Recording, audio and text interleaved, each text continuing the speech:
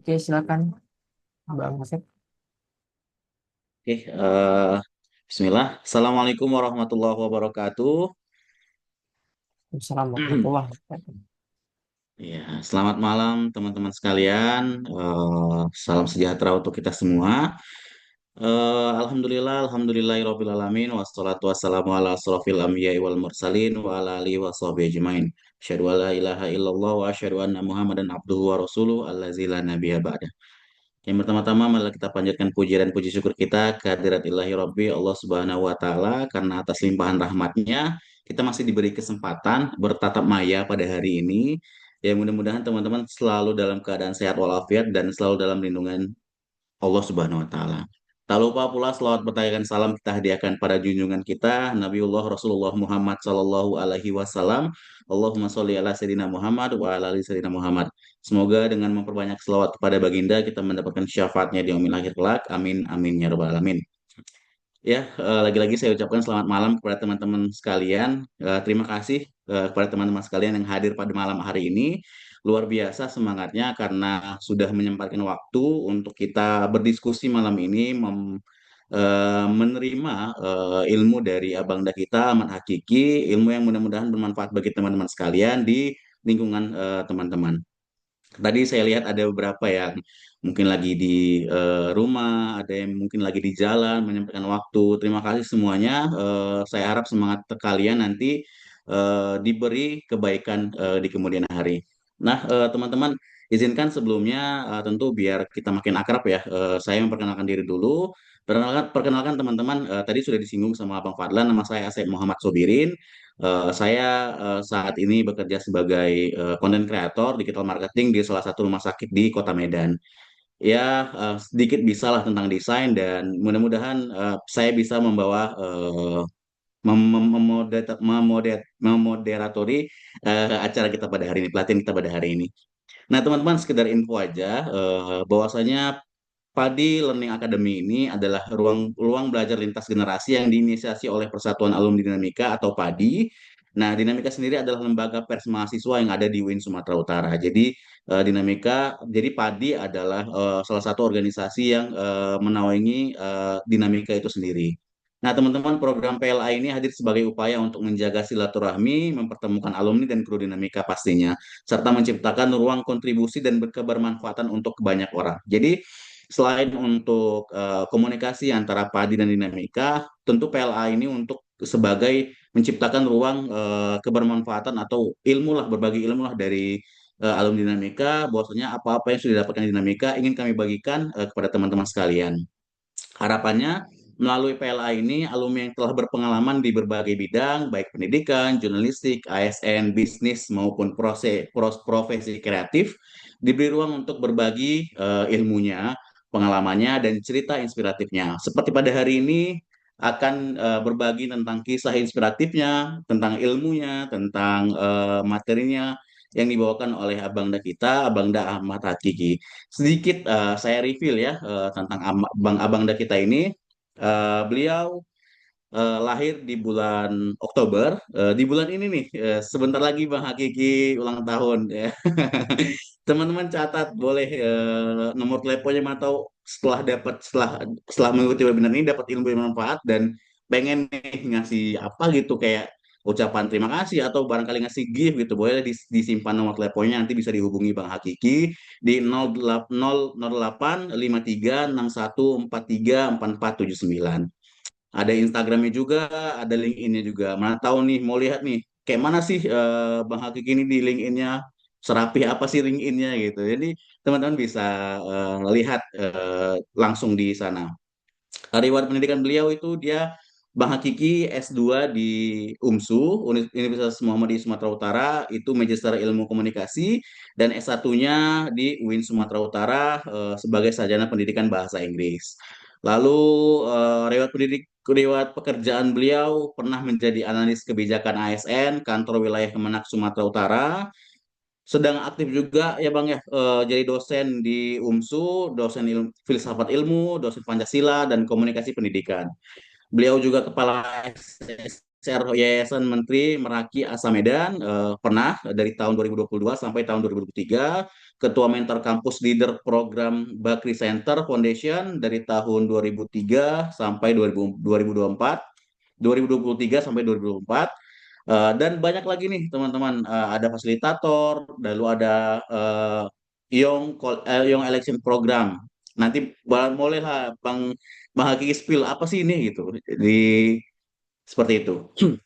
Nah, untuk riwayat organisasi beliau, beliau pernah menjadi sekretaris Ngobrol Buku Indonesia, pernah juga menjadi ketua Yayasan Menteri Meraki Asa, pernah jadi wakil ketua Lezismus Sumut, dan pernah menjadi direktur Yayasan Go River Indonesia. Atau bahkan sampai sekarang nih masih aktif sebagai relawan di Go River Indonesia. Dan nah, spill untuk dinamika sendiri, beliau adalah pemimpin Litbang, pernah menjadi pemimpin Litbang di LPM Dinamika Win Sumatera Utara. Jadi teman-teman nggak perlu dilakukan lagi tentang riwayat hidup beliau, tentang pekerjaan beliau, tentang latar belakang pendidikan beliau, karena apa-apa yang sudah beliau lewati pasti semuanya berjalan dengan baik lah gitu ya Bang. Nanti bisa diceritakan nih, karena kan judul kita pada hari ini jadi pemuda yang berdampak nih. Jadi kayak kayak mana sih sudut pandang Bang Hakiki tentang bagaimana menjadi seorang pemuda yang berdampak eh, bagi kita semuanya. Lalu cara terlibat dalam gerakan sosial atau SDGs.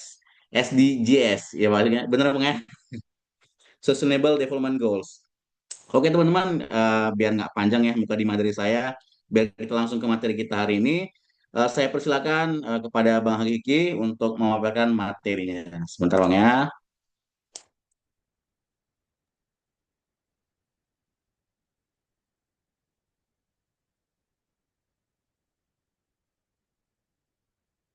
Hmm, oke, Oke, sudah terlihat Bang? Oke, Sip. Oke, kita sip. lanjut Bang ya. Ya, Oke, silakan Bang Hakiki. baik. Terima kasih, Bang Asep. Mukadimahnya luar biasa ya. Terima kasih. Assalamualaikum warahmatullahi wabarakatuh. Selamat malam dan salam sejahtera bagi kita semua. Terima kasih kepada teman-teman tadi yang sudah menginisiasi kegiatan yang luar biasa ini.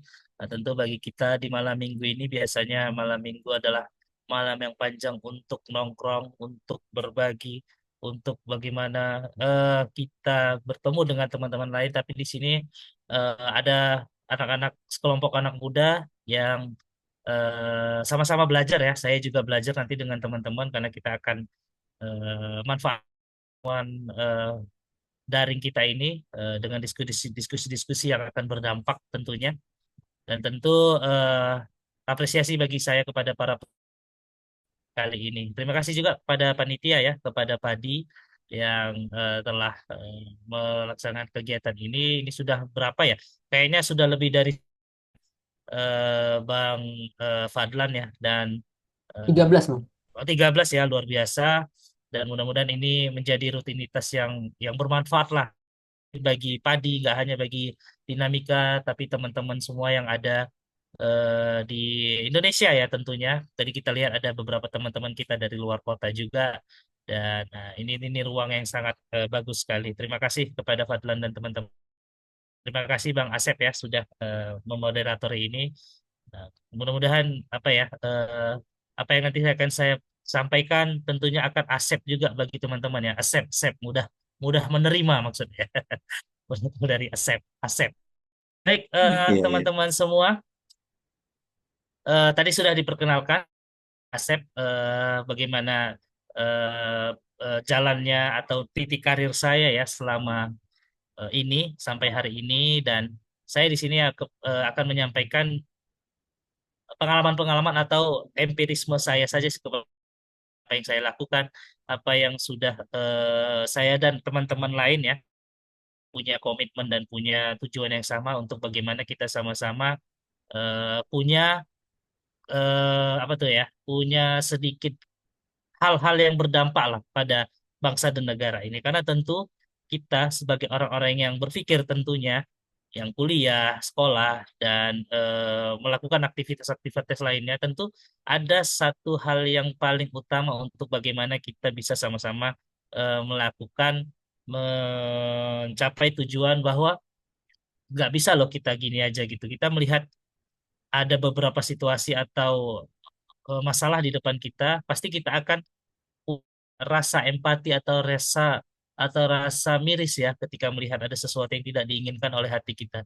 Nah, dari hal-hal itu sih sebenarnya bisa kita lakukan, paling tidak hal-hal yang kecil tapi terus-menerus kita lakukan. Nanti kita akan berbicara tentang itu dan eh kita akan berbagi dengan teman-teman juga semua di sini. Nah, jadi pemuda berdampak, saya diberi amanah untuk menyampaikan ini cara terlibat dalam gerakan sosial dan SDGs. Karena JIS itu kan goals ya, ada beberapa karena tidak ada nggak hanya satu tujuan saja, tapi ada beberapa tujuan, 17 tujuan yang nanti teman-teman bisa pilih mana yang teman-teman rasa teman-teman bisa terlibat di dalamnya dan manfaat yang sangat besar untuk diri Anda, masyarakat, lingkungan Anda, bahkan sampai nasional dan internasional. Silakan Bang, next.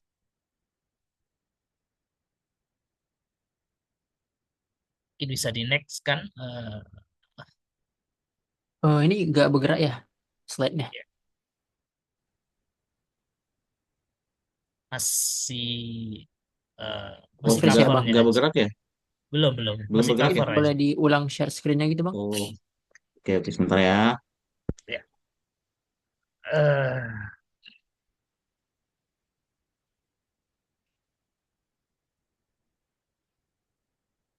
Masih belum bergerak? belum Bang Asep. Oh, kayaknya nggak bisa dia. Sebentar ya. Oke, tadi ini kok kebanyakan.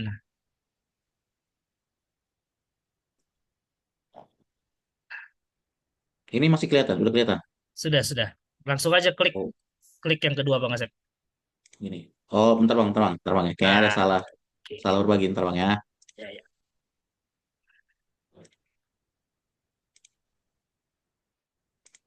Oke, Oke, udah. sip. Makasih, Sip. Bang Asep. Udah. Oke, oke. Nah, teman-teman, kita brainstorming dulu. Saya akan mengajak teman-teman untuk saling berbagi, saling berdiskusi. Sebenarnya, menurut teman-teman yang ada di sini, ada 33 ya, termasuk saya. Apa sih pemuda berdampak menurut teman-teman?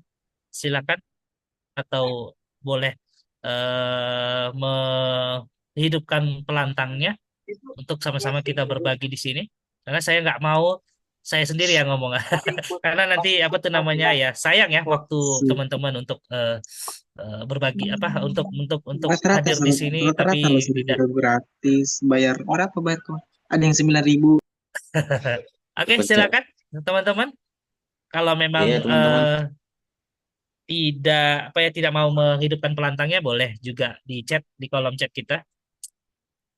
Apa sih sebenarnya pemuda yang berdampak itu? Izin menjawab, Ya, Kak. silakan Kak Monica. Menurut saya, pemuda berdampak itu adalah suatu pemuda yang membawa dampak positif atau yang membawa hal-hal baru yang bermanfaat di tengah lingkungan, ya, baik di tengah lingkungan bersama teman-teman atau di lingkungan masyarakat. Begitu, Kak. Terima kasih. Oke, terima kasih Monica. Luar biasa ya jawabannya tepat. eh tapi kita tanya lagi kepada teman-teman yang lain, silakan. Barangkali ada terminologi yang baru atau terminologi yang lain, definisi yang lain untuk menyatakan apa sih pemuda yang berdampak itu. Silakan.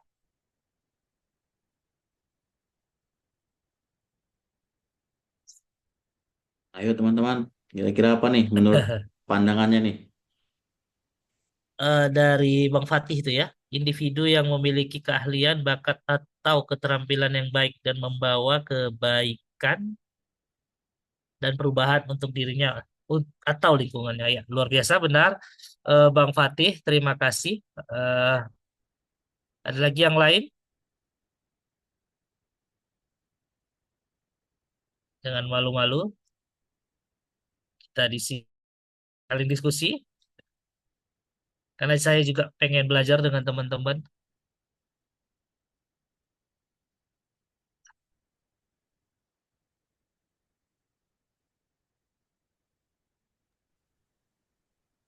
Yuk teman-teman yuk. Oke. Ya, kalau tidak ada, mungkin di slide selanjutnya, Bang Asep. Nah, tadi yang disampaikan oleh Kak Monica, Bang Fatih, dan lain sebagainya, itu benar ya. Itu loh salah satu ciri-ciri atau definisi terkait tentang pemuda berdampak, bahwa apa saja yang dilakukan oleh pemuda dalam hal ini untuk memberi manfaat bagi dirinya dan juga orang lain bisa dikatakan pemuda berdampak. Namun berdampak itu seperti apa? Apakah bisa dilakukan dalam hal 1-2 hari, seminggu, sebulan, setahun? Tentu tidak. Akan ada definisi yang nanti akan saya sampaikan terkait sebenarnya berdampak itu apa sih ciri-ciri kita itu sukses dalam melakukan sesuatu hal bermanfaat. Apa sih ciri-ciri ketika apa yang sudah kita lakukan secara terus-menerus bisa dirasakan oleh orang lain? Apakah yang kita buat itu, yang kita rasakan itu benar?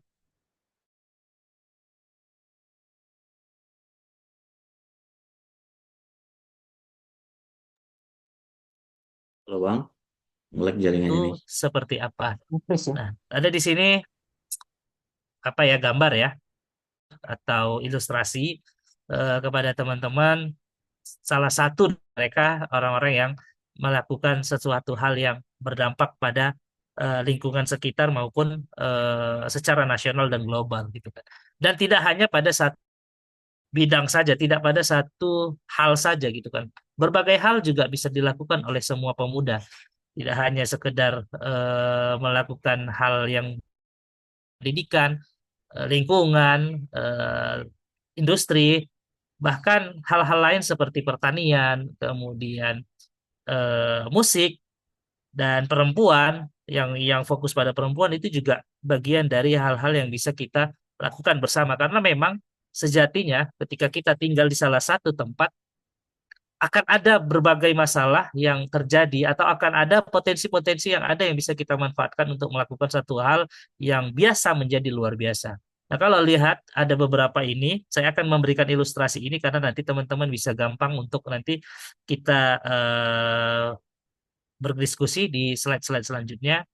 Nah, yang pertama mungkin kawan-kawan sudah tentu tahu ya, orangnya konten kreator, kemudian jago dan jago matematika saat ini tidak apa ya, tidak hanya untuk dirinya sendiri gitu kan, tapi dengan apa yang dilakukannya di channel YouTube-nya sendiri atau di saluran dia. Nah, kita apa ya, yang pertamanya kita nggak suka dengan matematika gitu kan, tiba-tiba kita ngikuti, loh ternyata enak juga ya belajar matematika sesuai dengan apa yang dilakukan, dan ternyata ada hal-hal atau strategi-strategi yang bisa kita lakukan sehingga matematika itu tidak dijadikan momok, tapi dijadikan enak gitu kan yang dilakukannya. Nah, saya sendiri buruk matematika saya saat sekolah SMP, SD, SMP, SMA tuh buruk. Bahkan pernah dapat. Tapi ketika saya ngikutin channel dia, waktu saya ikut CPNS, ternyata bisa lulus gitu. Ternyata enak gitu kan apa yang dijelaskan. Nah, itu hal-hal yang berdampak yang sebenarnya orang orang bisa abai saja kan, nggak suka lah. Tapi bisa jadi suka gitu dengan hal-hal yang seperti itu. Nah, misalnya, nah, teman-teman sebagian mungkin ya kan teman-teman menganggap bahwa mengutip sampah, kemudian membersihkan, apalagi sampai masuk ke gorong-gorong, itu hal-hal yang apa ya, hal-hal yang sangat tidak, ngapain gitu kan, jorok, kemudian itu apanya aja. Kenapa? Karena kalau dibersihin hari ini besok udah kotor lagi nya itu gitu kan, besok orang buang sampah lagi nya itu. Jadi untuk apa sih melakukan hal itu? Nah, ini menjadi hal apa ya, hal rasa penasaran bagi kita, kok mau membersihkan sampah. Itu kan urusannya pemerintah, itu kan urusannya pemerintah setempat, pemerintah daerah kan. Kenapa pula kita yang mau ngurus-ngurus? Kita udah bayar pajak, kita udah bayar retribusi sampah, kita sudah lakukan gotong royong setiap minggu, ngapain lagi kan gitu. Tapi apakah ini dikatakan menjadi orang-orang yang pemuda berdampak? Bisa jadi.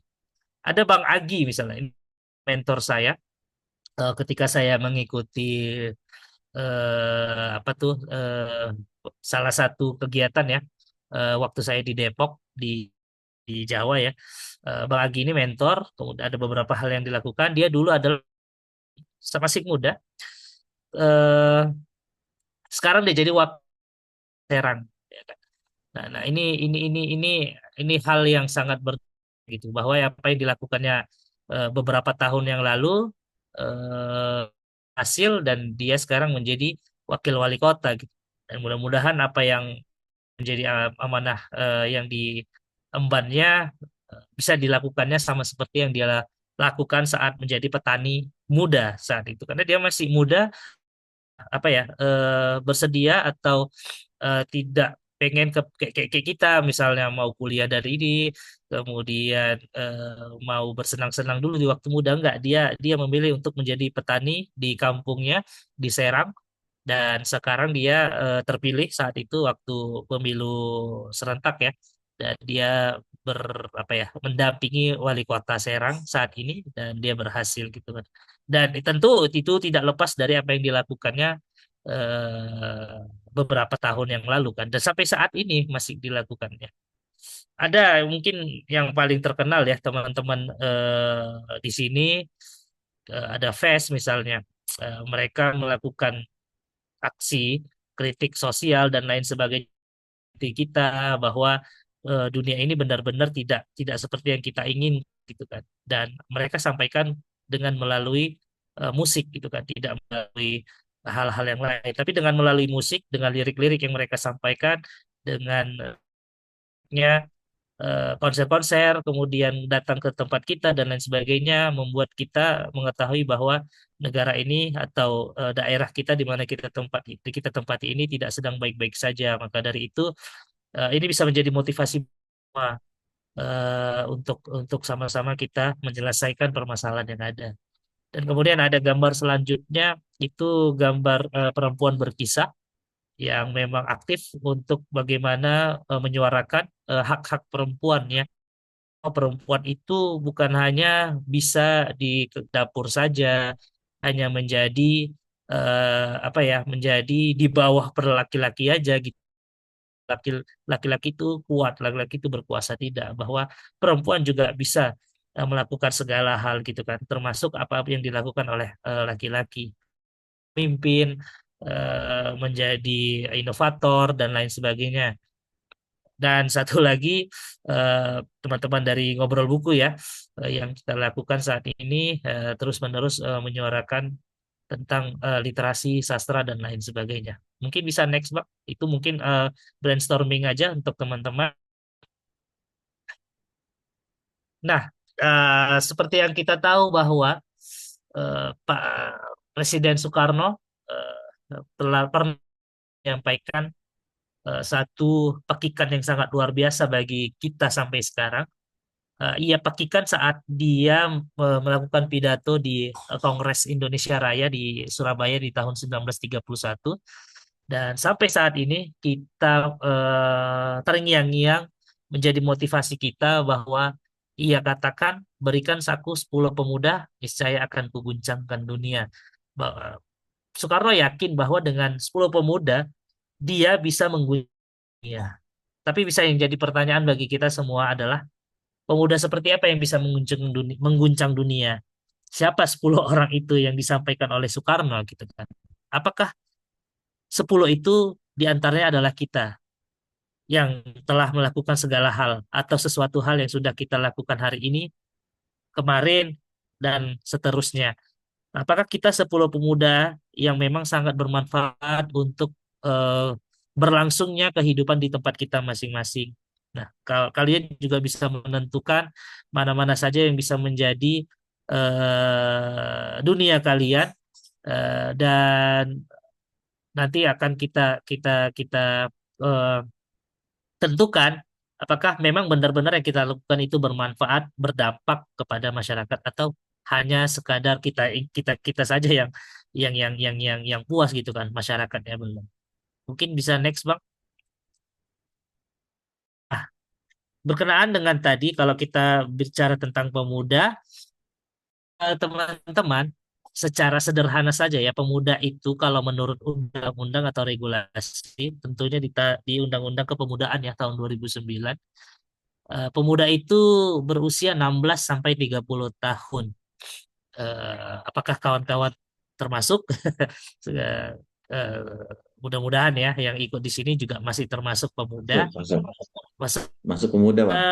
tapi di United Nations itu malah lebih singkat lagi sampai 25.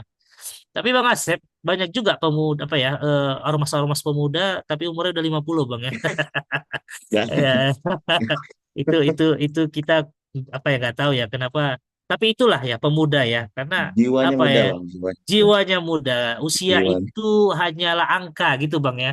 Usia Benar, itu benar, adalah benar, Bang. angka, semangat, motivasi, kemudian pamrih ya apa ya, tanpa pamrih itu menguatkan bahwa kita ini masih umur kita 60, 70 bahkan lain sebagainya.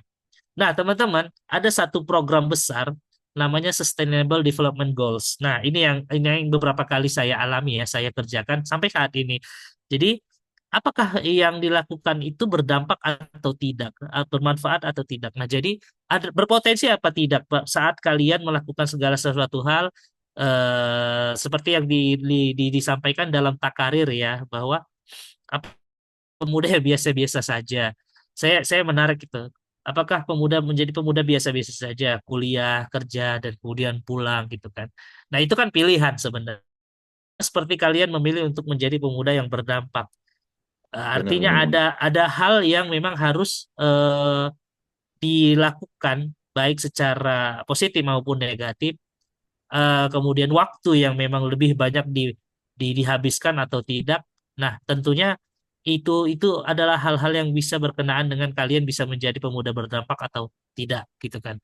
Tapi yang sangat luar biasa dari pesat apa ya, PBB, Satuan Bangsa-Bangsa atau United Nation. Jadi sebelum SDGs ini ada program namanya Millennium Development Goals Bang, tahun 2015 MDG sudah dinyatakan selesai, dan kemudian dilanjutkan dengan Sustainable Development Goals yang mana tujuan-tujuan yang ada ini harus dituntaskan sampai tahun 2030 gitu kan. Masih ada waktu 4 tahun lagi kepada teman-teman untuk bagaimana teman-teman bisa eh, punya andil untuk bersama-sama kita tuntaskan 17 poin ini. Nah, ada 17 poin teman-teman dari SDGs yang mana 17 ini pemuda bisa masuk di dalamnya untuk melakukan segala hal, mulai dari hal-hal yang kecil. Ada kemiskinan, kemudian kita bagaimana menghapuskan kelaparan, kemudian bagaimana kita bisa melakukan kesehatan, dan bagaimana kita bisa meningkatkan kualitas pendidikan, bagaimana kita bisa mengkampanyekan gender equality atau kesetaraan gender, kemudian kita bisa mengkampanyekan atau melakukan aksi clean water and sanitation, ya kan, bagaimana kita melakukan supaya di daerah kita itu harus mendapatkan air bersih dan sanitasi yang bersih karena itu adalah hak kita sebagai warga negara. Kemudian affordable and clean energy, bagaimana kita bisa mendapatkan energi yang bersih. Kemudian bagaimana kita melakukan atau paling tidak bisa meningkatkan ekonomi dari mulai diri kita bisa meningkat optimal pedagang-pedagang kecil dan lain sebagainya. Kita juga bisa melakukan hal-hal seperti meningkatkan industri, inovasi dan infrastruktur, kemudian mengurangi inequality, mengurangi tidak tidak apa tadi ya, tidak kesetaraan, jangan sampai ada kesenjangan, kemudian sustainable cities and communities, yang bagaimana kita punya komunitas yang sangat berdampak di kota kita masing-masing, dan responsible consumption dan lain sebagainya. Ada climate action atau bagaimana perubahan global ini gitu kan eh, bisa kita lakukan gitu kan. Kita cinta dengan lingkungan, life below water, bagaimana kita fokus pada kepedulian kita terhadap laut, kepedulian kita terhadap hutan, dan lain sebagainya, keterlibatan kita, indahnya perdamaian, keadilan gitu kan.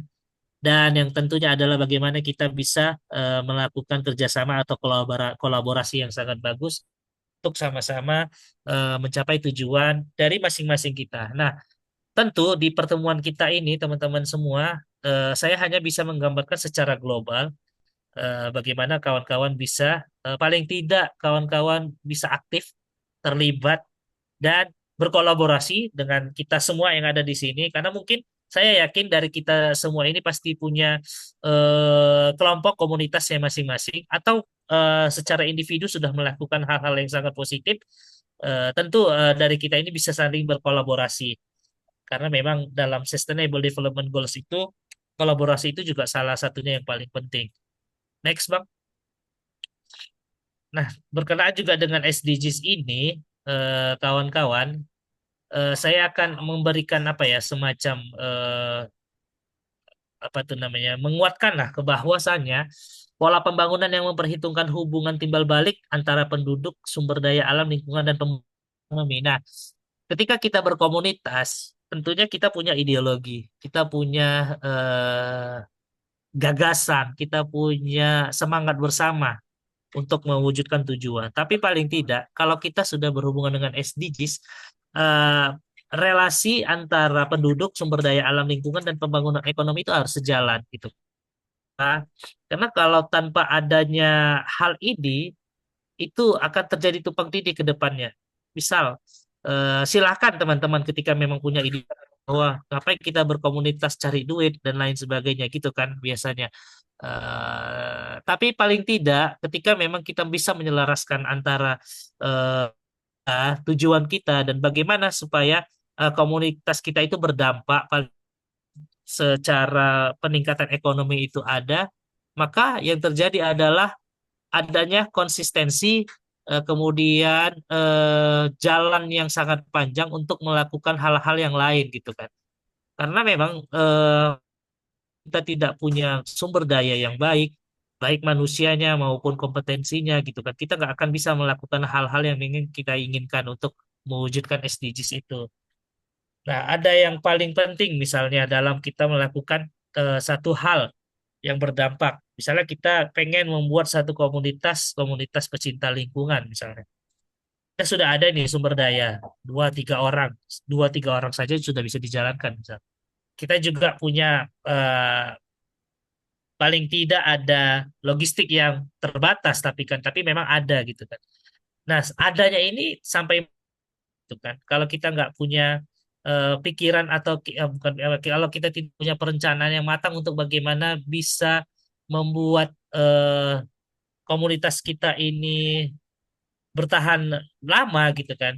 Ya, apa yang memang kita niatkan bisa menjadi tantangan atau halangan bagi kita ketika organisasi kita itu tidak bisa kita rencanakan dengan matang, termasuk bagaimana bisa sustainable ya, bisa bertahan berlangsung sedemikian lama gitu kan. Ada beberapa kita lihat ya, ada beberapa komunitas-komunitas misalnya punya tujuannya baik misalnya. Ada misalnya charity, mengumpulkan uang untuk membuat misalnya em, memberikan kepada orang miskin buku-buku, alat perlengkapan pendidikan gitu kan. Tapi kegiatannya hanya charity misalnya, tidak ada kegiatan lain. Tentu eh, akan apa ya, akan ada tantangan-tantangan ke depannya saat charity itu tuh sudah habis gitu kan. Mau ngapain lagi gitu. Nah, tentu kawan-kawan harus punya perencanaan yang baik untuk bagaimana komunitas itu sustain gitu kan, tidak hanya stuck pada satu saja.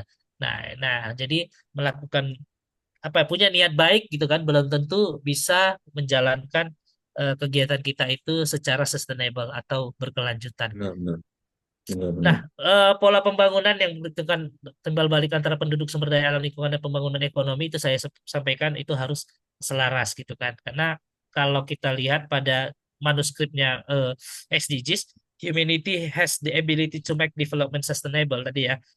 Kemanusiaan kita itu harus apa ya? Harus punya kualitas untuk bagaimana membuat pembangunan itu yang berkelanjutan gitu kan.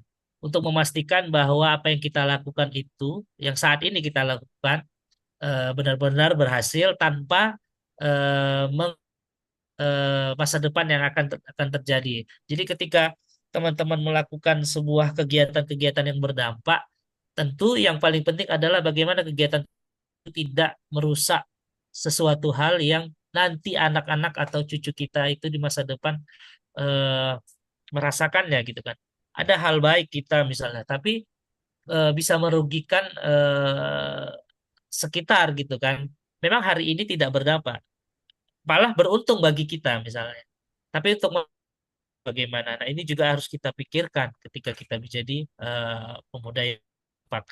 Artinya berdampak itu tidak hanya hari ini, tapi bisa kita rasakan di masa depan. Itu clue ya yang sedikit teman-teman lakukan eh, sebagai pemuda yang berdampak. Lanjut Bang, biar kita singkat saja karena banyak nih. Ya, nah seperti saya sampaikan berdampak itu apa? Nah berdampak itu adalah abstrak. Dia nggak bisa dirasakan, nggak bisa dihitung, nggak bisa dilakukan dengan angka. Tapi dia bisa sangat-sangat dirasakan oleh kita bahwa apa yang kita lakukan itu oh ternyata bermanfaat gitu ya. Nah, jadi ada beberapa tahapan sebenarnya untuk kita bisa menjadi pemuda yang berdampak. Nah, pemuda berdampak itu goals-nya, akhir dari apa yang kita lakukan selama ini. Nah, misalnya di input kita punya sumber daya tadi kan, sumber daya manusia dan material yang digunakan untuk intervensi pembangunan. Kita misalnya mau buat komunitas peduli atau cinta dengan sungai gitu.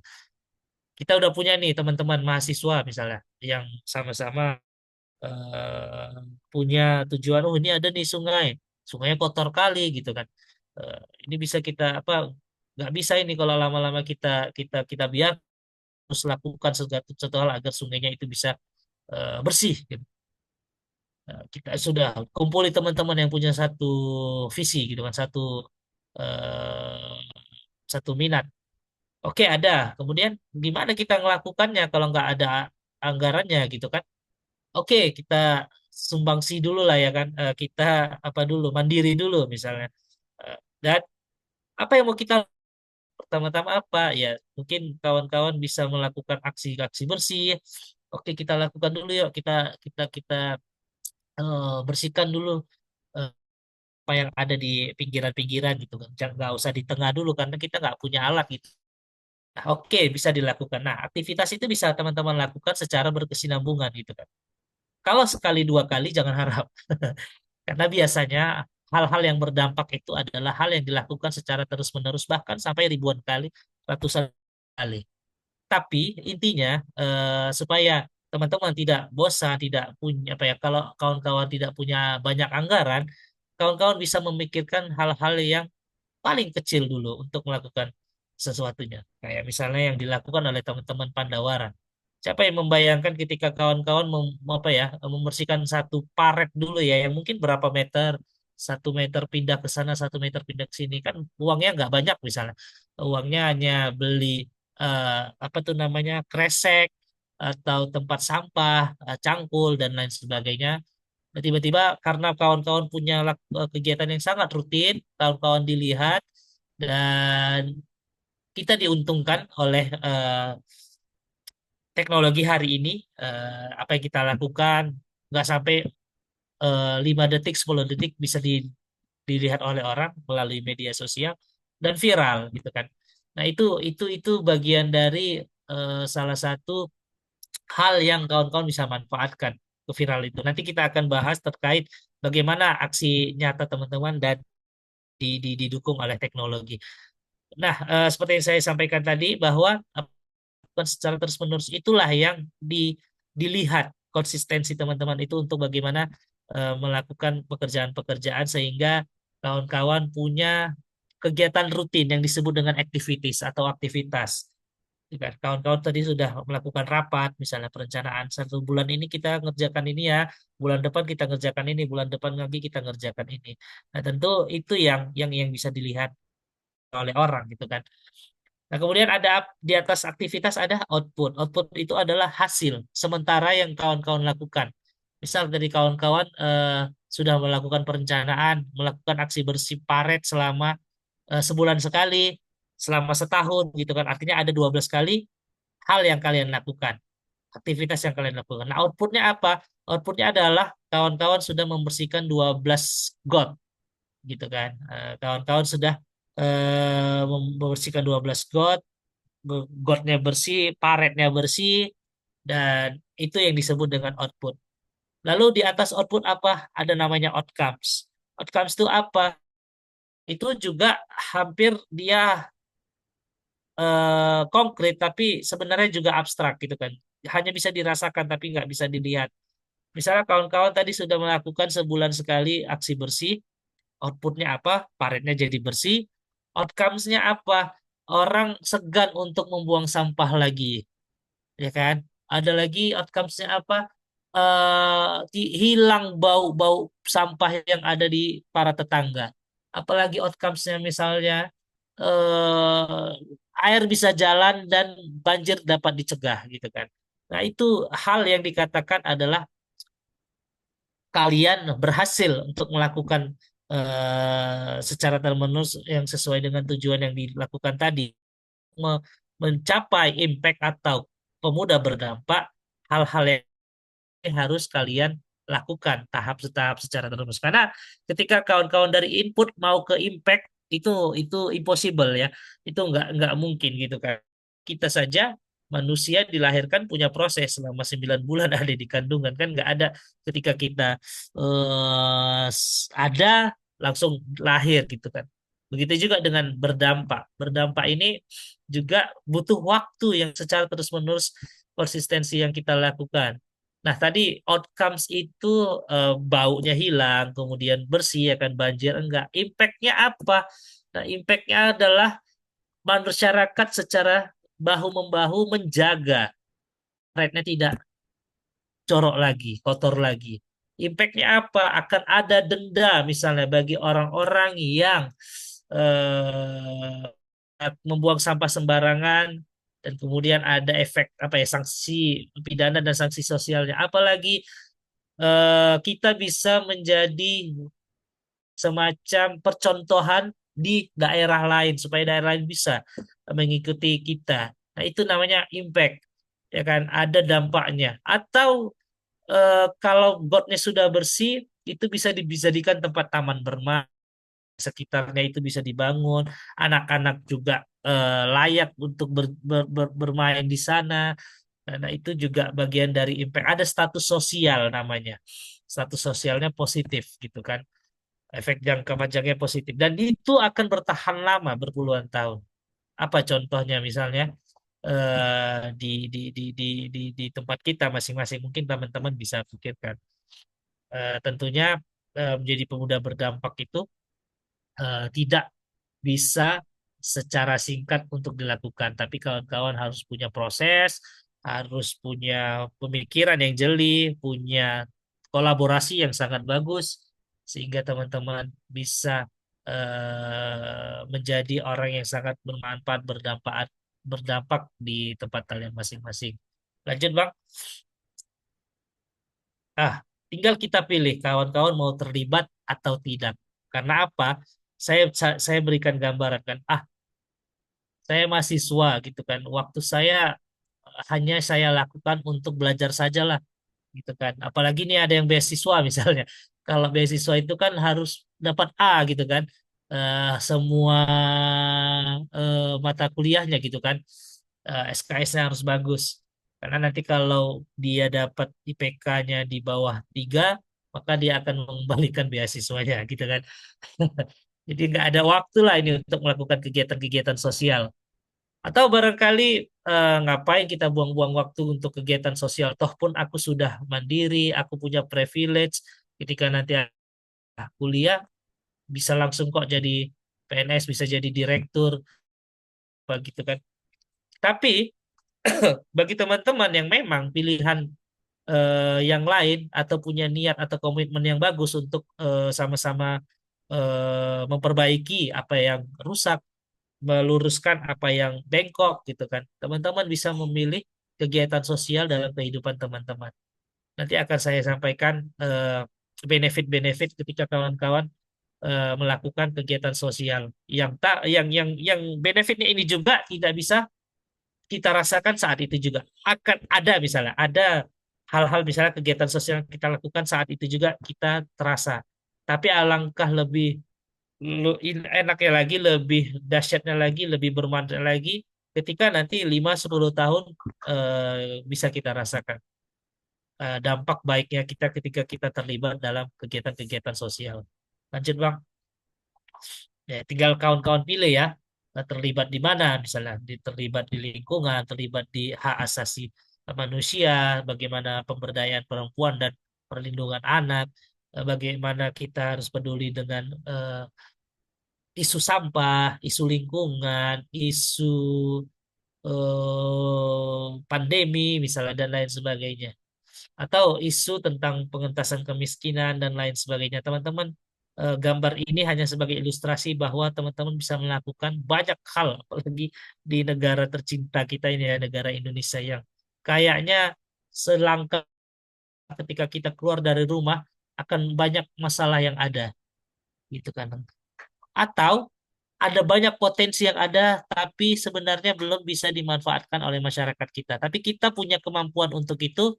Nah, apalagi gitu kan ketika kita punya kemampuan, yes, langkah bagusnya kita bisa bertindak di sana. Lanjut, Bang. Ini hanya sedikit informasi kepada teman-teman semua bahwa di tahun 2022 umur 16 sampai 30 itu ada 24%, ya mungkin di antaranya kalian ya, sekitar 65 juta jiwa ya pemuda yang ada di Indonesia ini. Tapi faktanya, apakah 65 juta jiwa ini bisa menjadi surplus kebermanfaatan bagi bangsa kita atau malah sebaliknya? Bisa jadi kita yang ada di sini eh, bagian dari masalah itu gitu kan. Kita tinggal pilih apakah kita menjadi solusi apa kita menjadi masalah, bagian dari masalah itu. Tapi saya yakin dan percaya teman-teman di sini karena punya komitmen dan punya bahkan punya komunitas ya masing-masing yang sudah dilakukan dijalankan. Mudah-mudahan kita semua di sini adalah menjadi pemuda yang punya solusi untuk mengentaskan masalah-masalah yang ada terjadi di negara kita. Lanjut Bang. Eh, dan ini juga sebagai gambaran bagi teman-teman kesempatan kerja provinsi di Indonesia ya. Nah,